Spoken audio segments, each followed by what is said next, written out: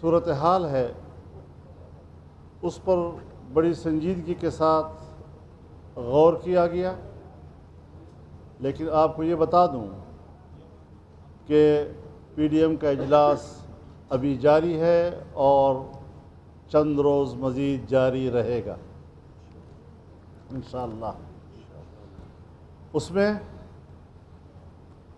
حکمران اتحاد میں شامل دوسری تمام جماعتیں بھی شریک ہوں گی اور سیاسی صورتحال پر ان کی رائے لے کر ایک مشترکہ حکمت عملی اور مشترکہ رائے قائم کی جائے گی۔ آج کے اجلاس میں اس بات کو واضح کر دیا گیا ہے کہ الیکشن اپنے وقت پر ہوں گے،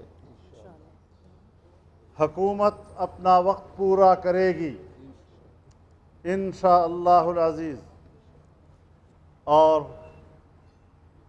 عمران خان کے گزشتہ 3.5 سالوں کا گند 1 سال میں صاف کرنا مشکل ہے۔ الیکشن ہوں گے وقت پر، آئندہ 5 سالوں میں ہم انشاءاللہ ان کے تمام گند کے کچرے کو صاف کر دیں گے۔ ہم ان کے جھوٹے بیانیے کو شکست دیں گے۔ صبح کچھ بولتا ہے تو شام کو کچھ بولتا ہے، قوم کو گمراہ کر رہا ہے، نوجوانوں کو گمراہ کر رہا ہے اور سمجھتا ہے کہ جھوٹ کی اساس پر پاکستان کی سیاست اوپر جائے گی۔ سوال ہی پیدا نہیں ہوتا۔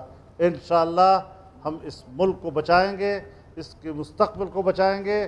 اس کے اقتصاد کو بہتر بنانا ایک بہت بڑا چیلنج ہمارے لیے بنا ہوا ہے، اور انشاءاللہ ہم قوم کو اطمینان دلائیں گے کہ ملک کی معیشت اس حد تک خراب ہونے کے بعد کس طرح بحال کی جاتی ہے۔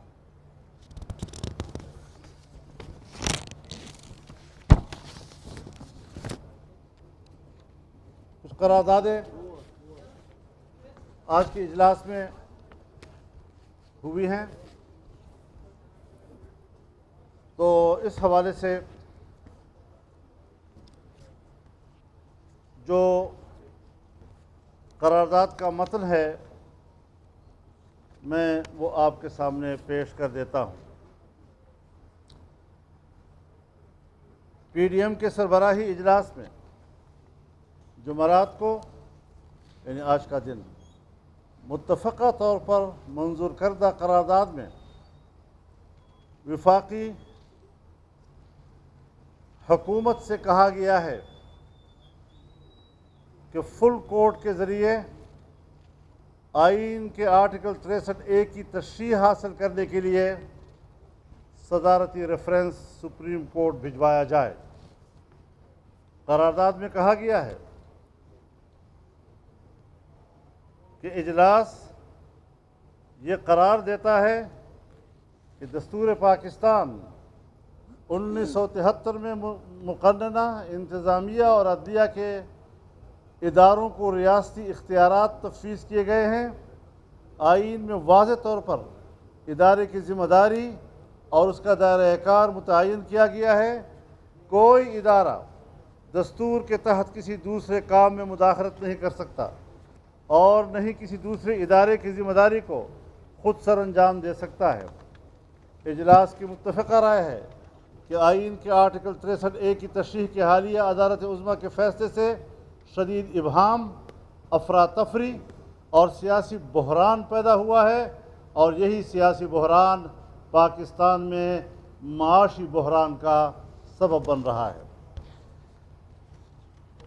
فیصلہ دینے والی عدالت عظمیٰ کے 5 رکنی بینچ کے 2 معزز جج صاحبان نے 3 جج صاحبان کی اکثریتی رائے سے اختلاف کرتے ہوئے فیصلے کو آئین میں اضافہ قرار دیا ہے۔ ملک کی نمائندہ سیاسی و جمہوری جماعتوں نے اس پر اپنی بے چینی اور تحفظات کا اظہار کیا ہے، کیونکہ عدالت عظمیٰ کے فیصلے میں تشریح کے دستوری حق سے تجاوز کیا گیا ہے، جس سے نہ صرف ایک آئینی اور سیاسی بحران پیدا ہوا بلکہ اس کے نتیجے میں ملک میں شدید سیاسی عدم استحکام نے بھی جنم لیا ہے۔ سپریم کورٹ بار ایسوسی ایشن سمیت پاکستان بھر کی نمائندہ وکلاء تنظیموں، نامور قانون دانوں، میڈیا اور سول سوسائٹی نے بھی عدالت عظمیٰ کے فیصلے سے اتفاق نہیں کیا ہے اور اسے دستور کی کھینچی ہوئی لکیر سے انحراف اور تجاوز سے تعبیر کیا ہے۔ قومی اسمبلی اور پھر پنجاب اسمبلی میں وزیر اعلیٰ کے حالیہ انتخاب کے دوران آرٹیکل 63A کی تشریح کے تناظر میں جو الگ الگ معیارات اور تشریحات سامنے آئی ہیں، اس نے سیاسی جماعتوں، وکلاء برادری، میڈیا اور سول سوسائٹی کے خدشات کو درست ثابت کیا ہے۔ لہذا ملک کو اس آئینی اور قانونی اور سیاسی بحران سے نکالنے کے لیے مطالبہ کیا جاتا ہے کہ صدارتی ریفرنس سپریم کورٹ کو بھجوایا جائے تاکہ فل کورٹ تشکیل دے کر اس معاملے پر تشریح حاصل کی جا سکے۔ دوسری قرارداد، پاکستان ڈیموکریٹک موومنٹ کا اہم سربراہی اجلاس جو آج منعقد ہوا، جس میں متفقہ طور پر منظور کردہ قرارداد میں الیکشن کمیشن آف پاکستان سے مطالبہ کیا گیا ہے کہ 8 سال سے زیر التوا فارن فنڈنگ کیس کا فی الفور فیصلہ سنایا جائے۔ قرارداد میں کہا گیا ہے کہ پاکستان ڈیموکریٹک موومنٹ کا یہ سربراہی اجلاس مطالبہ کرتا ہے کہ الیکشن کمیشن آف پاکستان آئین، قانون اور انصاف کے تقاضوں کے مطابق اپنی ذمہ داری پوری کرتے ہوئے فارن فنڈنگ کیس کا فیصلہ مزید کسی تاخیر کے بغیر صادر کرے۔ اس تاخیر میں تشویش کا پہلو یہ ہے کہ اسٹیٹ بینک آف پاکستان کے فراہم کردہ ناقابل تردید شواہد، سیکورٹی کمیٹی کی رپورٹ، غیر جانبدار آڈیٹرز کی فورنزک تجزیے سے تمام جرائم ثابت ہو گئے ہیں۔ ثابت ہو چکا ہے کہ پی ٹی آئی نے ہر سال الیکشن کمیشن سے اپنے درجنوں اکاؤنٹ چھپائے، جھوٹے اور جعلی بیان حلفی، سرٹیفکیٹ اور ڈکلیریشن جمع کرائے۔ 88 غیر ملکی شہریوں نے ممنوع غیر ملکی فنڈنگ کی، جس میں اسرائیل اور بھارت کے شہری بھی شامل ہیں۔ 350 غیر ملکی کمپنیوں نے ممنوع فنڈنگ کی، منی لانڈرنگ ہوئی۔ پارٹی کے مرکزی دفتر کے ملازمین کے نجی اکاؤنٹس کے ذریعے ملک کے اندر اور باہر سے بھاری رقوم جمع کی گئیں۔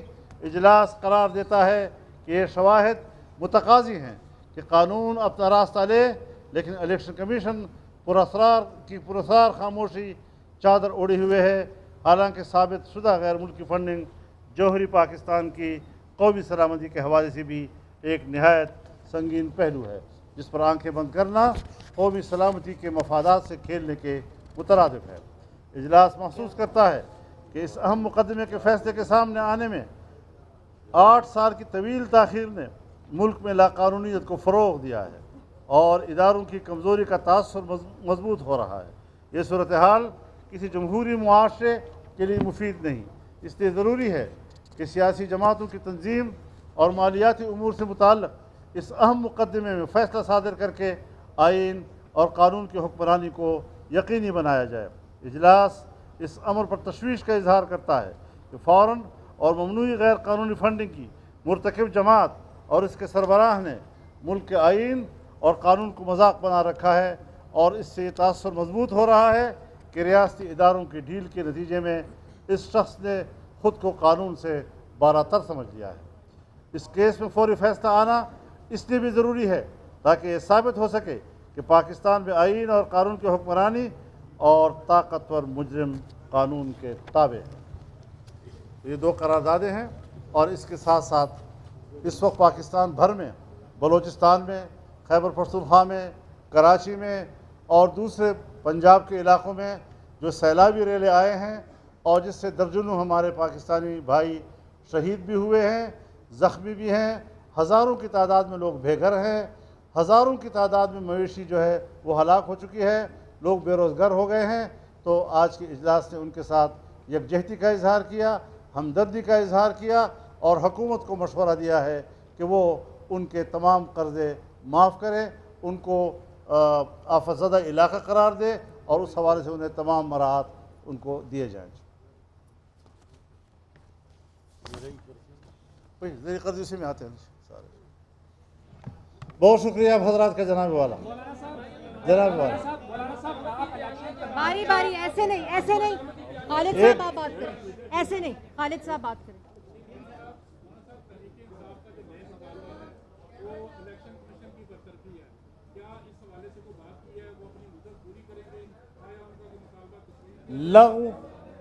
لغو غیر عقلی کوئی مطالبہ ہم ان کے سننے کے لیے تیار نہیں ہیں.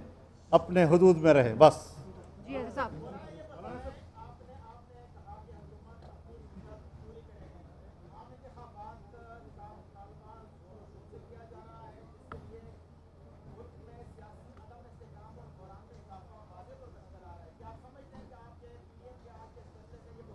دیکھیے میں گزارش کروں آپ سے, ہم ان کے پاور کو سمجھتے ہیں.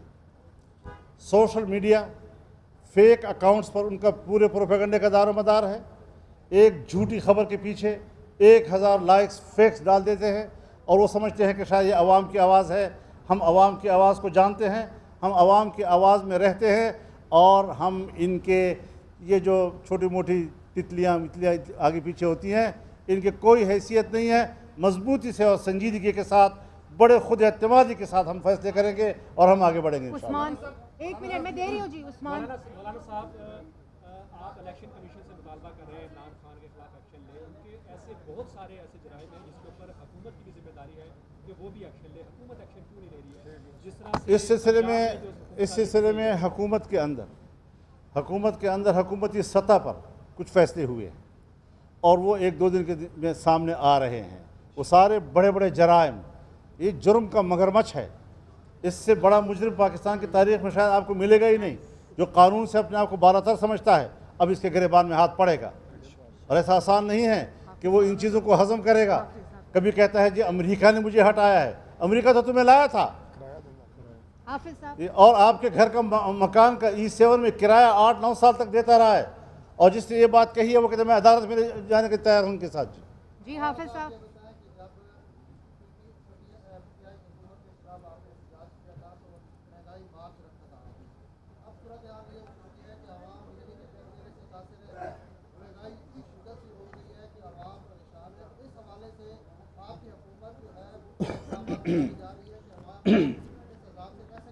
میں گزارش کروں آپ سے, ہم نے اس حکومت کو ہٹانے سے 1 سال پہلے جلسوں میں کہا تھا, میں نے خود کہا تھا کہ مسئلہ جو معاشی بحران پیدا ہوا ہے یہ بڑا چیلنج نہیں ہے. ملک کو دوبارہ معاشی طور پر اٹھانا یہ بڑا چیلنج ہوگا, اور وہی ہم دیکھ رہے ہیں کہ کس طریقے سے کیا کیا مشکلات ہمیں درپیش ہو رہی ہیں. اور ہم آج, میں کم از کم آپ سمجھیں گے کہ شاید وہ اپنے اندر کی کمزوری بتا رہا ہے, لیکن اب بھی بیوروکریسی کے اندر وہ عناصر موجود ہیں جو حکومتی فیصلوں کو ناکام بنانے کی کوششیں کر رہے ہیں, اور پرانے نظام کا تسلسل ہیں. ان سب کے لیے ہم نے کہا ہے کہ اس کا فوراً علاج ہونا چاہیے.